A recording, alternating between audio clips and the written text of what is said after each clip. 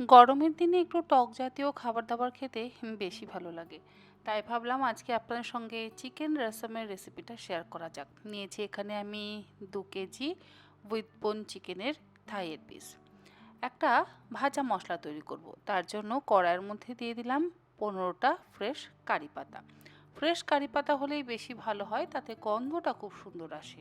কারি পাতাগুলোকে প্রথমে আমি একটু ভেজে নেওয়ার পর এর মধ্যে আমি দিয়ে দিচ্ছি ১ টেবিল চামচ পরিমাণে গোটা জিরে, ১ টেবিল চামচ পরিমাণে গোটা ধনে, ২ চা চামচ পরিমাণে দিয়ে দিচ্ছি গোটা গোলমরিচ।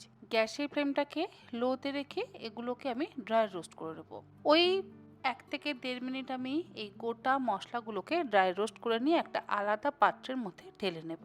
তারপরে ঠান্ডা হয়ে গেলে একদম মিহি করে গুঁড়ো করে নেব। এটাই হচ্ছে রসমের মশলা।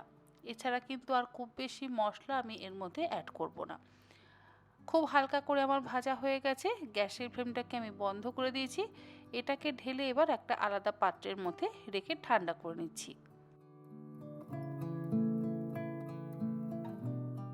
মশলাটা পাত্রে ঢেলে রাখার পর এবারে গ্রাইন্ডিং জারের মধ্যে আমি ২টো বড় সাইজের টমেটো টুকরো করে কেটে নিয়ে দিয়ে দিলাম। তারপর এই টমেটোটাও একদম মসৃণ করে বেটে নেব।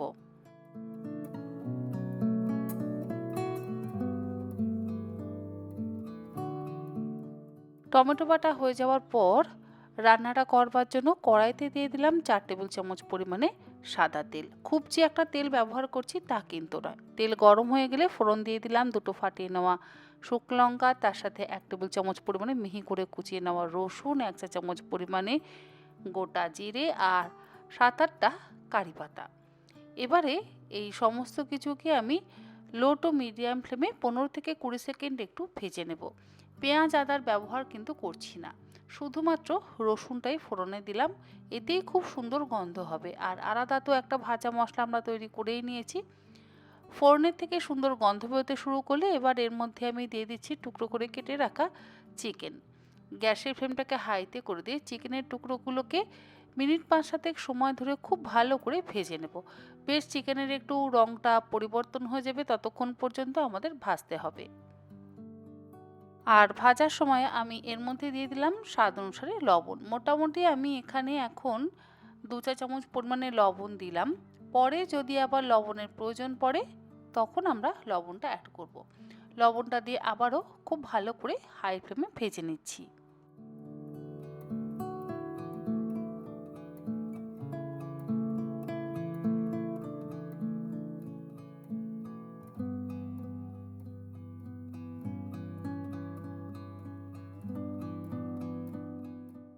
মিনিট ৭ সময় ধরে ভালো করে ভাজা হয়ে যাওয়ার পর এর মধ্যে আমি দিয়ে দিচ্ছি ১ চা চামচ পরিমাণে হলুদ গুঁড়ো। আর দিয়ে দেব যে ভাজা মশলাটা আমি তৈরি করে নিয়েছি, সেটাকে গুঁড়ো করে নিয়েছি। সম্পূর্ণ ভাজা মশলাটাই আমি এর মধ্যে দিয়ে দিচ্ছি। যেহেতু ২ কেজি চিকেন আছে সেই জন্য আমাদের এখানে কিন্তু একটু ভাজা মশলার পরিমাণ বেশি ব্যবহার করতে হবে। আর কোনো রকম পেঁয়াজ আদার ব্যবহার তো করছি না, মানে আদা পেঁয়াজ রসুন বাটা তো ব্যবহার করছি না, শুধুমাত্র ফোড়নে একটু রসুন কুচি দিয়েছি। মশলাটা দেওয়ার পর এর মধ্যে আমি টমেটো বাটাটাও দিয়ে দিলাম। এবারে হাই ফ্লেমে খুব ভালো করে কষিয়ে নেব।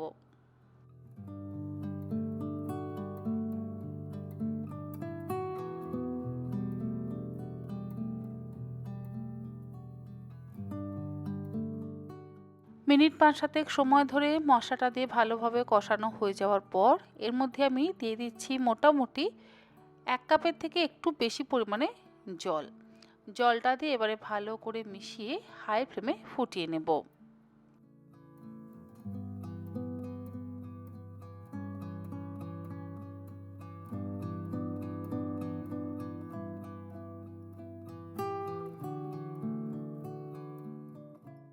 ঝোলটা একটু ফুটে উঠলে এর মধ্যে আমি দিয়ে দিচ্ছি ১/২ কাপ পরিমাণে তেঁতুল গোলা জল।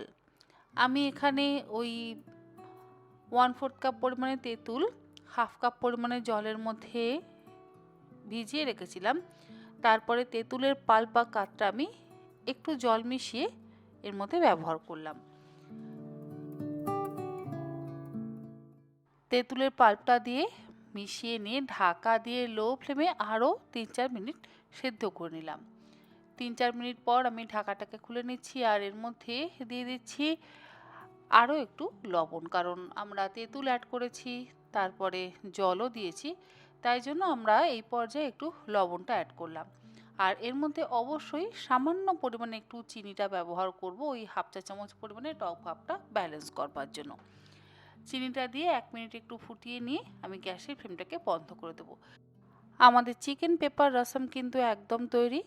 তবে শেষে অল্প একটু ধনেপাতা কুচি ব্যবহার করা যেতেই পারে। আমি আর ধনেপাতা কুচির ব্যবহার করিনি, কারণ কারি পাতার যে সুন্দর একটা গন্ধ আছে সেটা আমার মনে হয় বেশি ভালো লাগবে। আপনারা চাইলে একদম শেষে অল্প একটু ধনেপাতা কুচি ব্যবহার করতেই পারেন। চিকেন পেপার রসম একদম তৈরি। গ্যাসের ফ্লেমটাকে বন্ধ করে দিয়ে এবার এটাকে সার্ভ করব। সাদা ভাতের সাথেও খেতে ভালো লাগবে, এমনকি রুটি পরোটার সাথেও খেতে কিন্তু অসম্ভব ভালো লাগবে। গরমের দিনে তো এমনিতেই একটু টকটক খাবার দাবার খেতে আমরা ভীষণই পছন্দ করি, তাই অবশ্যই এই রেসিপিটা একবার অন্তত বাড়িতে বানিয়ে আমাকে খেয়ে জানাবেন। আশা করি আপনাদের ভালো লাগবে। যারা একটু টক জাতীয় খাবার দাবার খেতে বেশি পছন্দ করেন তারা কিন্তু অবশ্যই এই চিকেন পেপার রসম খেতে ভীষণই পছন্দ করবে। আশা করি আমার আজকের এই রেসিপিটা অন্যান্য রেসিপিগুলোর মতন ভালো লাগলো। খুব বেশি যে তেল মশলা আছে তা কিন্তু একেবারেই নয়, কারণ মাংসের টুকরোর মধ্যে যথেষ্ট চর্বি ছিল, আর চর্বিগুলো তো আমি ফেলিনি। চর্বিগুলো রান্নাতে বেশ সুন্দর সাহায্য করে, মানে ওপরে সুন্দর একটু তেল ভেসে ওঠে, এটা আমার ভালো লাগে, সেই জন্য আমি চর্বিগুলো কিন্তু ফেলিনি। আপনারা চাইলে ফ্যাটলেস চিকেনেরও অবশ্যই ব্যবহার করতে পারেন। আজকের মতন এই পর্যন্ত। এরকম আরও অনেক নিত্য নতুন রেসিপি নিয়ে আমি তনুশিকা হাজির হয়ে যাব তন্নির পাকশালাতে। আপনারা সকলে ভালো থাকবেন, সুস্থ থাকবেন। ধন্যবাদ।